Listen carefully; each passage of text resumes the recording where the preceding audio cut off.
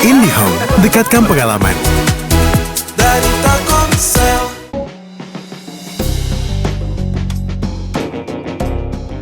Tiga tersangka kasus dugaan ijazah palsu yaitu Roy Suryo, Dr. Tifa, dan Rismon Hasiholan secara tegas menolak usulan mediasi dengan Presiden Republik Indonesia ke-7 Joko Widodo. Kuasa hukum para tersangka Ahmad Hozinuddin menegaskan bahwa perkara ini murni ranah pidana sehingga mediasi dianggap tidak relevan. Wacana mediasi ini muncul setelah diusulkan oleh pengamat politik Faisal Assegaf dan disambut baik oleh Ketua Komisi Percepatan Reformasi Polri Jimli Asidiki yang berencana menjadi fasilitator pertemuan kedua pihak. Pihak Jokowi dan keluarga maupun pihak Roy Suryo dan kawan-kawan mau nggak dimediasi. Nah, jadi status tersangkanya tetap, ya kan? Tapi dimediasi dulu. Kalau misalnya ditemukan titik temu, ya kan? Bisa enggak dilanjutkan pidananya. Tapi kalau seandainya tidak berhasil, ya lanjutkan nggak apa-apa. Lantas apa alasan utama penolakan? Apakah mediasi tepat untuk perkara pidana? Lalu bagaimana kasus ini mempengaruhi kepercayaan publik?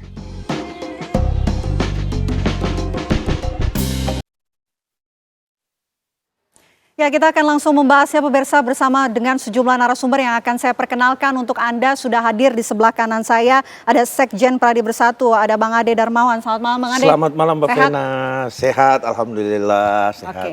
Di sebelah Bang Ade sudah ada wanita cantik, ada Mbak Feby Mutiara Nelson, dosen Fakultas Hukum Universitas Indonesia. Selamat malam. Selamat malam Mbak Vina. Oke, kita hadirkan Mbak Feby untuk memberikan perspektif hukum ya mengenai diskusi kita malam hari ini. Siap. Selain itu juga saya ingin perkenalkan ada Abdullah Al-Katiri, tim pembela ulama dan aktivis TPUA. Selamat malam. Selamat malam. Pak Al-Katiri, sehat?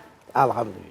Oke, ini kan seperti sudah ada lampu hijau ya untuk bisa menyelesaikan permasalahan kasus tudingan ijazah palsu Presiden ke-7 Joko Widodo dengan adanya usulan untuk dilakukan mediasi. Tapi kami mendengar kabar bahwa ada pihak yang tidak berkenan begitu menolak untuk dilakukan mediasi. Kalau dari Bang Al-Katiri, seperti apa? Kubu Roy Suryo CS melihat mediasi ini seperti apa? Jadi begini Mbak, kami belum memutuskan. Memang banyak pihak yang menyarankan untuk mediasi dan sebagainya itu dari tokoh-tokoh dan sebagainya, tapi kami belum memutuskan. Jadi belum ada putusan bahwa akan mediasi atau tidak. Oke. Tapi secara pribadi kalau memang ada mediasi kan tidak ada sebenarnya di hukum pidana kan, ada di perdata. Dan mediasi itu kan tidak ada sebenarnya, adanya kan apa restoratif justice kan, itu yang ada. Menurut saya pribadi ya, kalau mediasi itu sah-sah aja. Nanti kedua belah pihak itu kan mengajukan proposal kan, ya kan, menginginkan apa dari pihak si terlapor maupun pelapor atau dan sebagainya ya, dan dari mediasi dan kan itu nanti kan kita pelajari apa-apa yang ditawarkan, apa-apa yang diajukan. Jadi ya sah-sah aja. Apa yang kita inginkan, ya kan? Apa yang kita minta dari pihak lawan ya, atau pihak sono ya itu kita pelajari. Oke, tapi berarti ada perbedaan pendapat begitu mengenai mediasi ini? Belum ada perbedaan pendapat. Ya, jadi gimana nih, kan masih belum ya, tapi kemudian ada juga yang mengatakan menolak untuk mediasi. Jadi sebetulnya di dalam nih apakah ada pertimbangan untuk menerima mediasi? Artinya ya memang ada beberapa pihak yang mengatakan bahwa tidak mau mediasi, ada mediasi, itu macam-macam.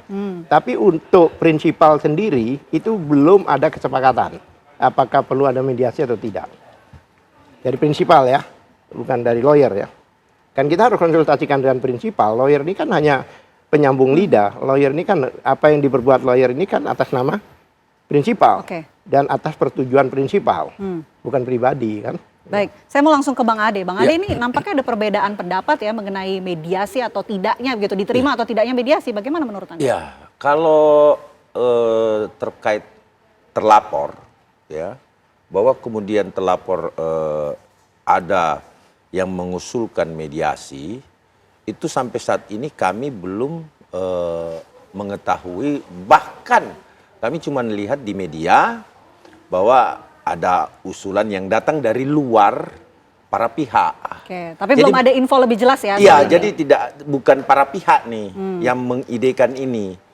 Kan ini ada dua pihak nih, terlapor dan pelapor. Oke. Nah, dari pihak pelapor sendiri tentu belum menerima apa-apa, termasuk biasanya sih ada surat atau apa.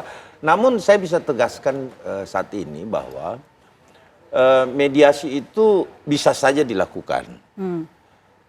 Itu bukan barang haram untuk penyelesaian restoratif. Kalau di pidana itu dikenal dengan restoratif, mulai dari kepolisian, kejaksaan, dan bahkan pengadilan pun itu masih bisa restoratif. Karena memang ada aturan yang mengatur itu, Perkapolri, kemudian ada Perja dan lain sebagainya. Oke. Namun bahwa terjadi polemik di kubu Roy Suryo CS itu kami tidak ikut-ikutan. Oh, baik. Artinya sampai saat ini belum, Mbak Vena. Oke. Kami belum pernah menerima apa-apa dan kami juga berharap bahwa kasus ini kan masih ada yang klaster pertama 5 orang belum diperiksa. Ya, kalau kita berbicara mediasi terlalu maju. Oke, saya mau ke Mbak Feby. Mbak Feby, kalau dari sisi hukum pidana, ada nggak sih ruang untuk mediasi? Iya, ya perlu kita ketahui seperti ini Mbak, bahwa saat ini di Indonesia itu sudah terjadi transformasi dalam penyelesaian perkara pidana di Indonesia. Yang tadinya tujuan pemidanaan yang bersifat retributif berubah nih menjadi restoratif, rehabilitatif gitu ya. Sehingga paradigma tentang penyelesaian perkara pidana timbullah alternatif-alternatif penyelesaian perkara itu. Nah, salah satunya adalah dengan cara mediasi penal, restoratif justice, itu adalah paradigma yang baru di Indonesia dan itu tergambarkan dari Perkapolri, dari Perja, kemudian dari Perma. Jadi dalam perkara pidana ya saat ini di Indonesia memang bisa dilakukan yang namanya mediasi, tapi bukan mediasi yang seperti alternatif dispute resolution yang ada di Perdata, tapi adalah mediasi penal namanya, atau kalau di dalam Perkapolri itu disebut dengan restoratif justice. Walaupun sebenarnya mediasi penal dengan restoratif justice itu adalah dua hal yang berbeda. Jadi pada intinya perdamaian dalam pidana, kemudian adanya usaha untuk melakukan rekonsiliasi rehabilitatif antara para pihak di dalam perkara pidana, itu adalah suatu hal yang saat ini memang dimungkinkan bisa untuk hukum di Indonesia. Karena saat ini ada Perkapolri kalau untuk tahap penyidikan untuk hal itu gitu. Oke, baik. Saya mau kembali ke Bang Alkatiri. Bang, kalau misalnya dari TPUA sendiri, ini kan masih belum memutuskan ya sejauh ini untuk mediasi ataupun menolak mediasi. Tapi pertimbangannya ini gimana nih untuk menolak dan juga menerima mediasi tersebut? Sebenarnya kan kita belum membicarakan. Sekali lagi kita belum mendiskusikan apakah menolak atau menerima. Ya kan? Yang sebenarnya kan restorasi itu kan antara pelapor dan terlapor dalam hal ini. Ada pelapor, ada terlapor, dan pelapornya kan tidak satu. Ya. Terlapornya pun juga tidak satu. Jadi kalau satu sama satu sih gampang. Ini kan pelapornya juga beberapa, terlapornya juga beberapa. Oleh sebab itu baik dari pihak pelapor, dalam hal ini Bang Ade ya, pelapor ya, termasuk Bang Ade ini, ya kan, itu kan juga belum berkoordinasi apakah usulan-usulan dari tokoh-tokoh ini kita terima apa tidak. Sekali lagi, itu bukan inisiatif dari para pihak, tapi itu inisiatif pihak-pihak yang ingin adanya, saya tidak tahu, ya kan. Tapi menurut saya sekali lagi, secara pribadi, ya kan, mediasi itu sah-sah aja. Baik. Kami mendapatkan informasi untuk kasus ini, Roy Suryo disebut menolak terang-terangan untuk digelarnya mediasi. Tapi kenapa ada perbedaan suara begitu dengan TPUA? Sebentar, Mbak harus bedakan, Roy Suryo dan grup itu, RRT itu bukan TPUA. TPUA itu Egy Sujana. Oke. Ya kan, kebetulan saya sebagai lawyer, pembelanya, kuasa hukumnya Egy Sujana, saya juga kuasa hukumnya RRT juga, ya kan. Jadi kalau Anda katakan TPUA itu bukan orang-orang ini. Oke, jadi ada dua klaster ya. Makanya yang diklasterkan. Sebelah sudah mengatakan menolak, tapi kan masih ada klaster satu lagi nih Egy Sujana. Kalau seperti dia katakan, kan klaster berikutnya kan belum ada yang diperiksa. Klaster 2 atau ada klaster 1, Pak. Klaster 1 yang belum diperiksa. Iya, itu ada 5 orang kalau nggak salah, itu belum terperiksa. Sampai ini belum diperiksa. Walaupun statusnya dikatakan tersangka. Tapi yang klaster yang 3 orang itu, yang disebut, tadinya kan 12 orang itu kan. Nah sekarang cuma 8 orang itu. Ya kan? 8. Yang disebut RRT itu, siapa namanya, Rismon, Roy dan Tifa itu bukan TPUA. Jangan baik. nanti bingung. Oke, baik. Karena ini beda. TPUA itu adalah yang pernah melaporkan yang sampai sekarang Bareskrim. Bareskrim masih dalam proses sebenarnya. Tapi dalam laporan ke Polda, TPUA dijadikan satu. Makanya Baik. ada 2 klaster. Bang Ade, kalau menurut Anda seperti apa? Apakah dengan adanya mediasi ini juga mengaburkan pidana menurut Anda? Kalau kami sudah firm. Kami Pradi Bersatu dan Bapak Insinyur Joko Widodo sebagai pelapor di sini itu sudah firm terkait alat bukti. Bahwa kemudian mau mengaburkan sih tidak. Tentu dalam restoratif, kalaupun ini mau ditempuh, di dalam restoratif ada kesepakatan-kesepakatan yang tentu diundang kedua belah pihak, apakah menyetujui dari masing-masing pengajuan syarat ataupun mekanisme dari restoratif tersebut.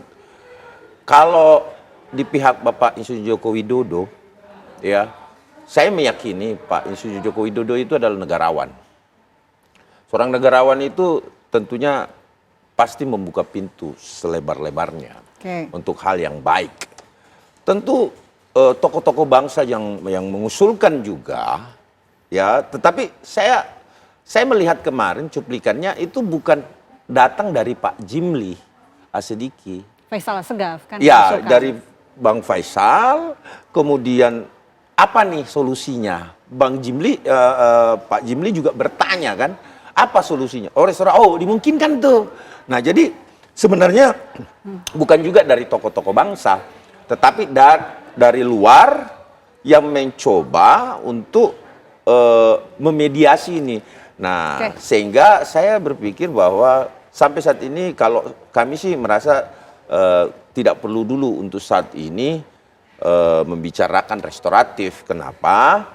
Karena 5 orang itu belum diperiksa. Nah, sehingga itulah tahapan dulu deh. Ini kan tahapannya udah cekal nih. Ikuti proses ya. Ya, ini tahapannya udah cekal. Nah, cekal sampai mau diperpanjang 6 bulan ke depan. Baik. Bahwa kemudian ini diperiksanya semua setelah selesai, apalagi nih langkah penyidik. Nah, kalau kami sih melihat dari situ saja.